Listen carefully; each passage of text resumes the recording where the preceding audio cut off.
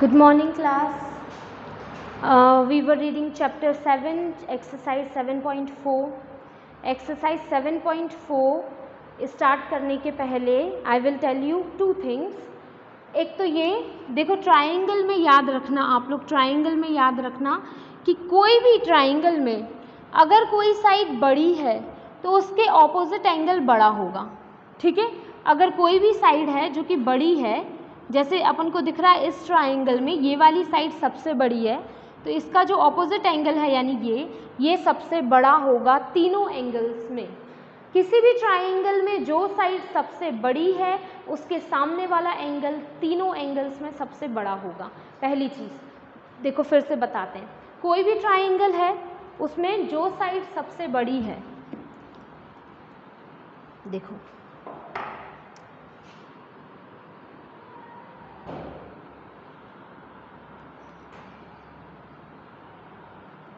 ये एक ट्राइंगल है, इसमें आप लोगों को अलग ही समझ में आ रहा है कि ये वाली साइड कैसी है, सबसे बड़ी, तो इसका ऑपोजिट एंगल यानी ये एंगल कैसा होगा, सबसे बड़ा होगा। समझ में आ गया? पहली चीज़ तो ये हो गई। दूसरी चीज़ बिल्कुल इसी की ऑपोजिट, अगर किसी ट्राइंगल में कोई एंगल है जो कि सबसे बड़ा है तो उसकी ऑपोजिट साइड भी सबसे बड़ी होगी, है ना। ये बात दोनों तरीके से काम करेगी, ये बड़ा तो ये बड़ा, ये बड़ा तो ये बड़ा। ठीक है, समझ में आ गई ये चीज़?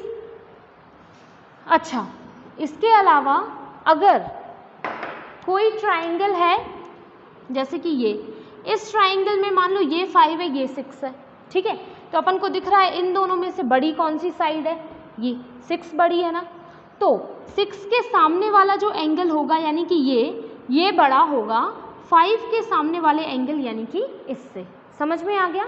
6 के सामने वाला एंगल यानी ये वाला एंगल बड़ा होगा इससे, यानी कि बड़ी साइड के ऑपोजिट एंगल बड़ा होता है। ठीक है, बड़ी साइड का जो ऑपोजिट एंगल है वो बड़ा होता है। ठीक है, पहली चीज़, बड़ी साइड का ऑपोजिट एंगल वही है, मतलब बात तो वही की वही है कि अगर कोई साइड बड़ी है तो उसका ऑपोजिट एंगल भी बड़ा होगा। ठीक है, अच्छा, अगर दो साइड्स इक्वल है तो जैसे ये 4 ये भी 4, तो उनके ऑपोजिट एंगल्स भी इक्वल होंगे। ठीक है, समझ में आ गया? बड़ी साइड का ऑपोजिट एंगल बड़ा होता है, बड़े एंगल की ऑपोजिट साइड बड़ी होती है, दो साइड्स इक्वल हैं तो एंगल भी ऑपोजिट इक्वल होते हैं। अच्छा, exercise 7.4 question number 1, show that in a right angled triangle the hypotenuse is the longest side. We need to prove that एक राइट एंगल्ड ट्राइंगल है ये।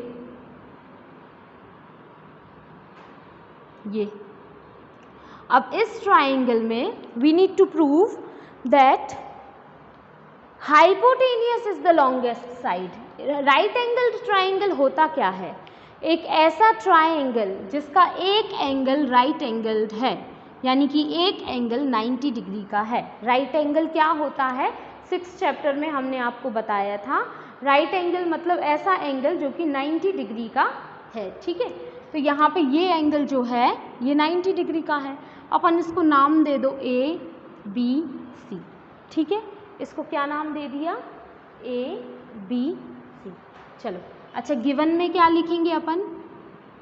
3 चीज़ें तो आप लोगों को लिखनी ही है। नंबर 1 गिवन, नंबर 2 प्रूफ और नंबर 3 डायग्राम। इतना आप लोग करना, इतना तो सीख ही जाओ करना। Hypotenuse is the longest side. ठीक है, देखो क्या गिवन है, अपने को गिवन है कि एंगल B जो है दैट इज 90 डिग्री, ये चीज़ अपन को पता है। अच्छा, अपन को प्रूव क्या करना है? टू प्रूव कि हाइपोटेनियस जो है वो सबसे बड़ी साइड है, ऐसा अपने को प्रूव करना है। यानी कि AC, हाइपोटेनियस AC है ना। हाइपोटेनियस किसको बोलते हैं? किसी भी राइट एंगल्ड ट्राइंगल में सिर्फ राइट एंगल्ड ट्राइंगल में ही हाइपोटेनियस होता है। यानी ये जो ट्राइंगल है ना ये वाला, सिर्फ इसमें ही हाइपोटेनियस होता है। तो जो तिरछी वाली साइड है उसको बोलते हैं हाइपोटेनियस। ठीक है, ये जो तिरछी वाली साइड है इसको हाइपोटेनियस बोलते हैं। तो अपन को प्रूव करना है इसमें कि ये जो AC है, ये जो हाइपोटेनियस है, ये बड़ा है किससे? AB से भी बड़ा है, और ये जो AC है ये बड़ा है, AB से बड़ा है और BC से भी बड़ा है। ये अपने को प्रूव करना है। ये जो AC है ये इससे भी बड़ा है, इससे भी बड़ा है, ऐसा अपन को प्रूव करना है। तो कैसे करें? देखो, अगर अपन ये प्रूव कर दें कि इन तीनों एंगल्स में ये वाला एंगल सबसे बड़ा है, अगर ये प्रूव कर दें कि इन तीनों एंगल्स में ये एंगल सबसे बड़ा है, तो इस एंगल की ऑपोजिट साइड सबसे बड़ी हो जाएगी, है ना। यानी अपन को क्या करना चाहिए, इसको सबसे बड़ा प्रूव करते हैं। तो देखो, proof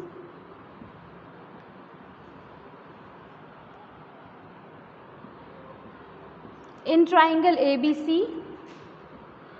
by using angle sum property, using angle sum property। अपने को पता है एंगल सम प्रॉपर्टी क्या होती है। एंगल सम प्रॉपर्टी का मतलब होता है A और B और C तीनों को प्लस करेंगे तो क्या मिलेगा, 180 डिग्री। अच्छा, इसमें से एंगल B कितने का दिया हुआ है, एंगल B इज़ 90 डिग्री, ठीक है। एंड एंगल C कितने का है पता नहीं, चलो 90 को उठा के ले चलो इस तरफ, बताओ यहाँ पर 90 कितने का है, यहाँ पर 90 है, मतलब सॉरी यहाँ पर 90 काय का है, प्लस का है, तो यहाँ पर 90 काय का हो जाएगा, माइनस का, है ना। प्लस का उल्टा माइनस होता है। तो angle A plus angle C, 180 में से 90 माइनस करेंगे क्या मिलेगा अपन को, 90 डिग्री, है ना। तो एंगल A और एंगल C मिला के 90 डिग्री। अच्छा, एक चीज़ बताओ, अपन को पता है कि एंगल B जो है वो अकेला 90 का है और एंगल A और एंगल C दोनों को मिला के 90 बन रहे हैं। इसका मतलब ये चीज़ क्लियर है ना कि एंगल B इन दोनों से बड़ा होगा, है ना, क्योंकि जब इन दोनों का सम मिलके, इन दोनों को मिला के अकेला B बन रहा है तो B इससे और इससे बड़ा होगा। तो अपन लिख सकते हैं, hence we can say, we can conclude, hence we can conclude, क्या कंक्लूड कर सकते हैं अपन कि एंगल B जो है वो बड़ा है एंगल A से, है ना, और एंगल B जो है वो बड़ा है एंगल C से भी। तो यहाँ से अपन क्या बोल सकते हैं, देन अगर एंगल B बड़ा है एंगल A से तो B की जो ऑपोजिट साइड है, B की ऑपोजिट साइड क्या है, डायग्राम में देखो आप लोग, AC, वो बड़ी होगी A की ऑपोजिट साइड, A की ऑपोजिट साइड क्या है, BC, तो AC बड़ी होगी BC से, है ना। और यहाँ से क्या कंक्लूजन निकल सकता है कि AC बड़ी होगी एंगल C की ऑपोजिट साइड यानी कि AB से। समझ में आ गया? देखो, B की opposite side angle A, B की ऑपोजिट साइड क्या है, AC, AC बड़ी होगी C की ऑपोजिट साइड AB से और A की ऑपोजिट साइड BC से, यही प्रूव करना था, है ना। समझ में आ गया? अगर नहीं आया है ये क्वेश्चन समझ में तो आप लोग व्हाट्सएप पे पूछ सकते हो, हम कल फिर से एक्सप्लेन कर देंगे।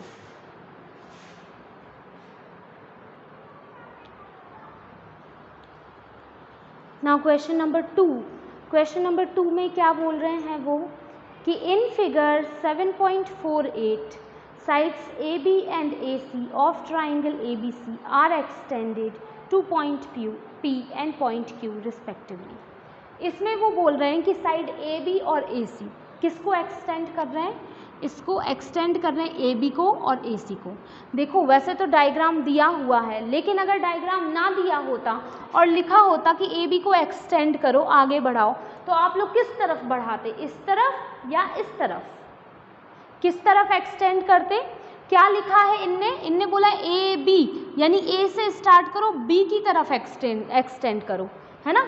A से स्टार्ट करो B की तरफ एक्सटेंड करो, यहाँ पे एक्सटेंड करो, ठीक है। तो इस साइड A से स्टार्ट B की तरफ एक्सटेंड, A से B की तरफ, ठीक है। अगर वो लिखते BA को एक्सटेंड करो यानी B से A की तरफ, इसको आगे बढ़ाते। समझ में आया?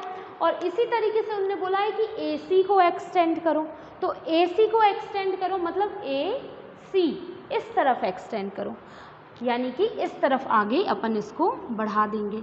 अगर वो बोले कि CA को एक्सटेंड करो, CA मतलब CA, तो उस तरफ कर देते, है ना। तो इस क्वेश्चन में क्या बोला है कि AB और AC को एक्सटेंड करा है P और Q तक। कहाँ तक? P तक और Q तक, ठीक है। आगे वो लोग क्या बोल रहे हैं कि ऑल्सो एंगल PBC जो है वो बड़ा है, सॉरी छोटा है एंगल QCB से। अच्छा क्या दिया हुआ है गिवन में, क्या दिया हुआ है उन्होंने, एंगल PBC, एंगल PBC जो है ऐसा दिया है ना। ये वाला जो एंगल है QCB वो PBC से बड़ा है। QCB मतलब कि कौन सा एंगल, देखो QCB यानी कि एंगल C की बात हो रही है। कौन से एंगल की बात हो रही है, एंगल C की बात हो रही है।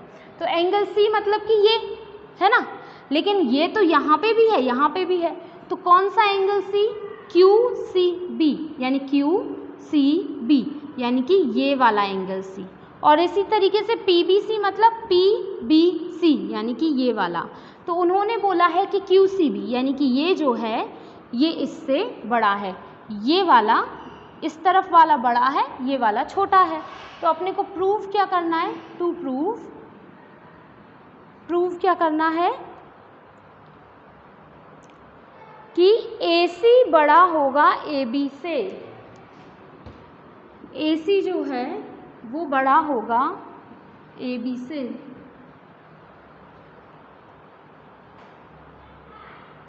ठीक है, AC साइड बड़ी होगी AB साइड से। AC मतलब कि ये वाली साइड और AB मतलब कि ये वाली साइड। अपने को प्रूव करना है कि ये वाली बड़ी होगी, ऐसा ये वाली बड़ी होगी इससे, ऐसा प्रूव करना है कि ये वाली बड़ी होगी। तो अगर अपन ऐसा प्रूव कर दें कि ये वाला एंगल बड़ा है इस एंगल से, तो इस एंगल की ऑपोजिट साइड यानी ये अपने आप बड़ी हो जाएगी। तो समझ में आ गया अपने को करना क्या है इसमें, इस एंगल को बड़ा प्रूफ करना है, इस एंगल को बड़ा प्रूफ करना है इससे। चलो वो ही करना है, वो ही करते हैं अपन प्रूफ। देखो प्रूफ जो गिवन है वहां से शुरू करते हैं। सिंस गिवन क्या है कि एंगल 1 जो है वो बड़ा है एंगल 2 से, है ना, ये वाला एंगल 1 जो है वो बड़ा है एंगल 2 से, बड़ा है। अब अगर अपन ऐसा करें कि एंगल 1 को, अपन को पता है कि एंगल 1 अगर बड़ा है एंगल 2 से, देन उसका ऑपोजिट जो एंगल होगा यानी कि ये वाला जो एंगल होगा ऑपोजिट एंगल, देखो एंगल 1 को अपन ऐसा लिख सकते हैं क्या, 180 माइनस इसको नाम दे दो 3, इसको नाम दे दो 4, इसको नाम दे दो 3, इसको नाम दे दो 4।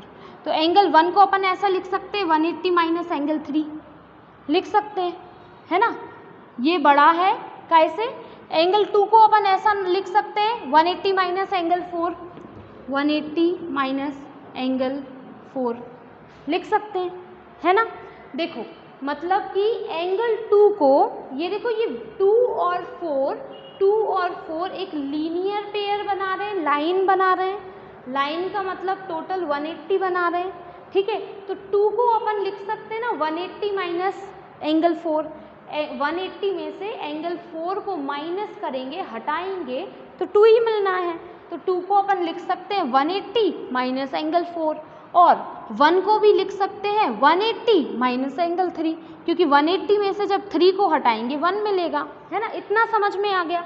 अच्छा देखो 180 से 180 कैंसिल, ये है angle 3 that is greater than angle 4, लेकिन माइनस में है।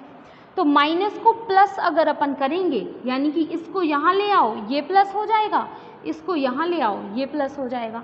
एंगल 4 को ले चलो इस तरफ, यहाँ पे नेगेटिव है, यहाँ पे लाएंगे तो एंगल 4 पॉजिटिव हो जाएगा, that is greater than angle 3 को ले आओ इस तरफ, यहाँ पर नेगेटिव है, यहाँ पे हो जाएगा positive.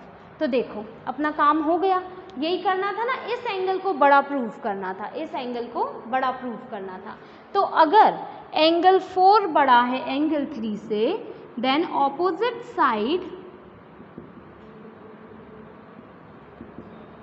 of angle 4 will be greater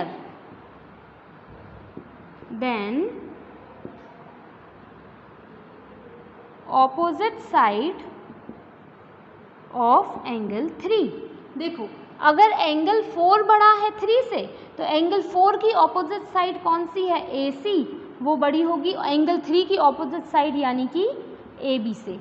यही प्रूव करना था, है ना, यही प्रूव करना था, AC को AB से ग्रेटर प्रूव करना था। अगर ये क्वेश्चन समझ में नहीं आया तो आप लोग पूछ लेना, हम कल फिर से एक्सप्लेन कर देंगे।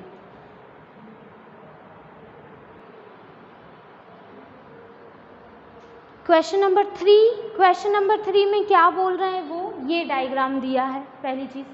नंबर 2 वो बोल रहे हैं कि एंगल A बड़ा है एंगल B से। तो देखो साफ साफ समझ में आ रहा है अपन को, अगर किसी एंगल को बड़ा बोलते हैं ना तो आप लोगों के दिमाग में क्या आना चाहिए, एंगल बड़ा है तो ऑपोजिट साइड भी बड़ी होगी, एंगल बड़ा है तो ऑपोजिट साइड भी कैसी होगी, बड़ी होगी। तो यहाँ पे एंगल A बड़ा है एंगल B से, ये जो एंगल है ये बड़ा है इस वाले से, इसको 1 नाम दे दो, इसको 2 नाम दे दो, तो 1 बड़ा है 2 से, यानी 1 की ऑपोजिट साइड यानी कि OB बड़ी होगी 2 की ऑपोजिट साइड यानी कि OA से। देखो प्रूफ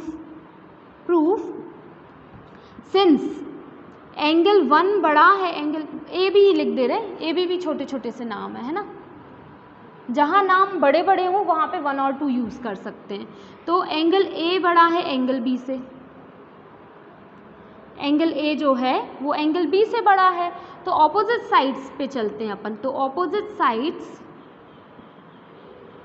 साइड्स देखना, एंगल A की ऑपोजिट साइड क्या है, OB बड़ी होगी किससे, एंगल B की ऑपोजिट साइड यानी कि OA से।